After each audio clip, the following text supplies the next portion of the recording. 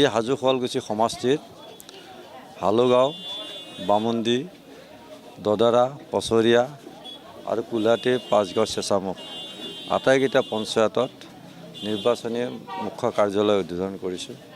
আৰু এই নিৰ্বাচনী উদ্বোধন কাৰ্যসূচীৰ জৰিয়তে মই সকলোকে মোৰ শুভেচ্ছা জনাইছোঁ। আৰু আগন্তুক যি 9 তাৰিখৰ নিৰ্বাচন আছে, নিৰ্বাচনত সকলো ভোটাৰৰ ওচৰলৈ গৈ কাৰ্যকৰ্তাসকলে যাতে সুন্দৰভাৱে এটা সুন্দৰ গণতান্ত্ৰিক উৎসৱৰ নিচিনাকৈ আমি যাতে নিৰ্বাচনটো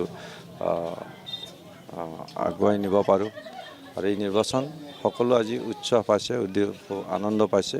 আৰু ভৱিষ্যতেও এই কাৰ্যালয়ৰ জৰিয়তে সুন্দৰভাৱে ভোটাৰসকলৰ যি অসুবিধা থাকে সেইখিনি দূৰ হ'ব।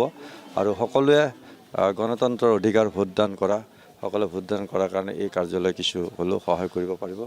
মই সমূহ কাৰ্যকৰ্তাক ধন্যবাদ জ্ঞাপন কৰিছোঁ। অসমৰ মাননীয় মুখ্যমন্ত্ৰী ডক্টৰ হিমন্ত বিশ্ব শৰ্মাদেৱৰ নেতৃত্বত আজি অসমত প্ৰত্যেকজন মানুহে উপকৃত হৈছে। জনকল্যাণমূলক আঁচনিসমূহৰ জৰিয়তে অতি দুখীয়া দৰিদ্ৰ পৰিয়াল আজি উপকৃত হৈছে। জাতিটোক সুৰক্ষিত কৰাৰ ক্ষেত্ৰতো যথেষ্ট কঠোৰ পদক্ষেপ লৈ আজি এটা সুন্দৰ ভৱিষ্যতৰ ফালে অসমক লৈ গৈছে। এতিয়া প্ৰতিজন অসমীয়া মানুহে আগন্তুক দিনত ডক্টৰ হিমন্ত বিশ্ব শৰ্মাদেৱক দ্বিতীয়বাৰৰ কাৰণে মুখ্যমন্ত্ৰী হোৱাৰ কাৰণে সদায় আশীৰ্বাদ দিয়াৰ কাৰণে সকলোৱে আজি প্ৰস্তুত হৈছে আৰু সকলোৱে ওলাই আহিছে। আৰু অহা পৰহি 1 এপ্ৰিল তাৰিখে মাননীয় মুখ্যমন্ত্ৰী মহোদয় হাজো শুৱালকুছি সমষ্টিত এক নিৰ্বাচনী সভাত সম্বোধন কৰিব। সকলো ৰাইজৰ উপস্থিতি মই শ্ৰদ্ধাৰে কামনা কৰিছোঁ।